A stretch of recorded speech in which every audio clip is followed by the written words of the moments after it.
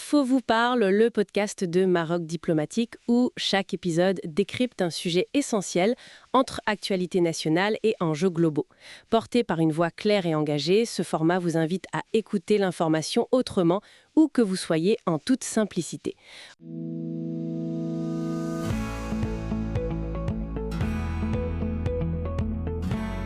Aujourd'hui, on va explorer ensemble le secteur de la distribution de carburant au Maroc. On a un rapport tout frais du Conseil de la concurrence fin juillet 2025 et il nous donne vraiment une vue détaillée des changements parfois assez discrets qui sont en train de remodeler ce marché clé. Absolument.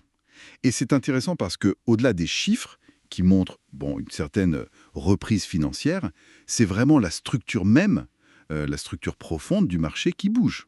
On va essayer de regarder ça de plus près, cette transformation, et puis ses conséquences. Alors, justement, commençons par les chiffres, l'aspect financier. Le rapport, il confirme une amélioration nette en 2024, c'est ça ? C'est ça. On parle d'un résultat net cumulé de 2,3 milliards de dirhams pour un chiffre d'affaires global de 77,9 milliards. Ça donne une marge nette de 2,9%. 2,9%, on n'avait pas vu ça depuis 2021. Exactement. Après plusieurs années, disons, plus difficiles, plus volatiles, donc oui, c'est un redressement assez net. Mais comme je disais, le plus passionnant peut-être, c'est ce que le rapport appelle la recomposition silencieuse. La recomposition silencieuse, qu'est-ce que ça veut dire concrètement ? Mais ça veut dire que les grands groupes qu'on connaît bien, Africa SMDC, Vivo Energy, Total Energies Marketing, ils restent dominants évidemment. Oui, bien sûr. Mais leur part dans les importations totales, elle a diminué. On est passé de 89% en 2023 à 84% en 2024. Quand même, 5 points en moins sur un an, c'est pas rien. Et alors, qui prend la place ? Qui sont ces acteurs qui montent ? Alors, ce sont soit des nouveaux entrants, soit des acteurs qui étaient peut-être moins visibles jusqu'ici. Le rapport cite BB Energy, BG Energy Maroc, par exemple. D'accord.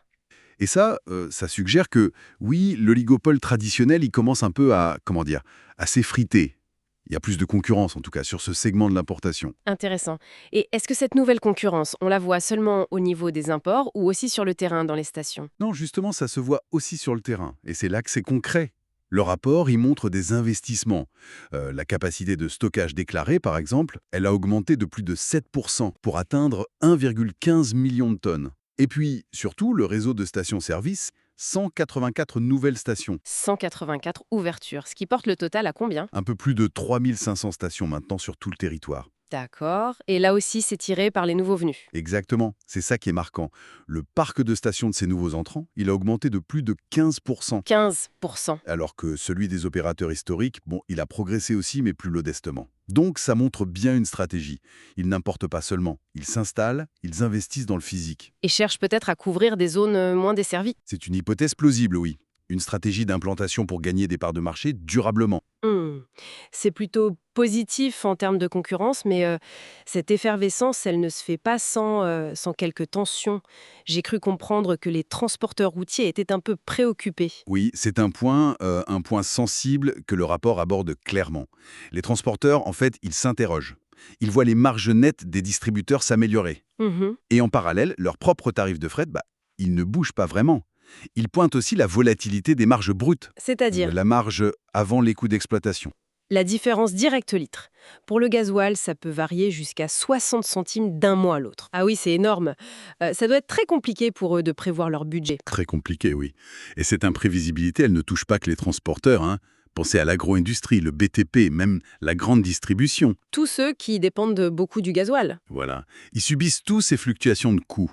Le rapport fait d'ailleurs remarquer que d'autres pays, la Tunisie ou l'Égypte par exemple, ont mis en place des systèmes pour lisser un peu les prix pour les professionnels, amortir ces chocs. D'accord. Et sur le plan fiscal, cette amélioration des marges des distributeurs, quelles conséquences ça a ? C'est un peu à double tranchant.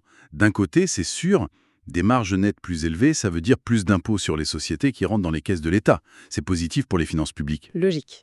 Mais de l'autre côté, ça repose la question de l'équité. Comment la valeur est partagée ?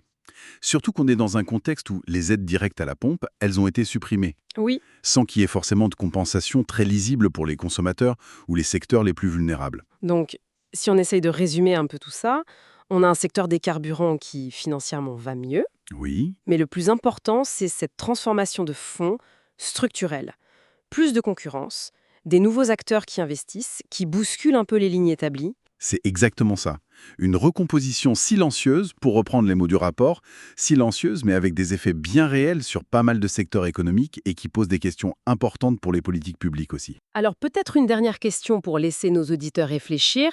Cette nouvelle dynamique de concurrence que le Conseil observe, est-ce qu'on peut espérer qu'elle se traduise vraiment, à terme, par un meilleur équilibre pour tout le monde, y compris le consommateur final? Ou est-ce qu'on risque juste d'assister à un nouveau partage des cartes, des profits, entre des acteurs peut-être plus nombreux, mais sans ce que ça change grand-chose pour l'usager au bout du compte? Une question ouverte, en effet. L'avenir nous le dira. Merci de votre fidélité. Retrouvez nos contenus exclusifs sur marocdiplomatique.net. Pensez à partager cet épisode, à vous abonner et à nous suivre pour rester au plus près de l'actualité. On se retrouve très bientôt pour un nouveau rendez-vous d'analyse signé avec rigueur par Maroc Diplomatique.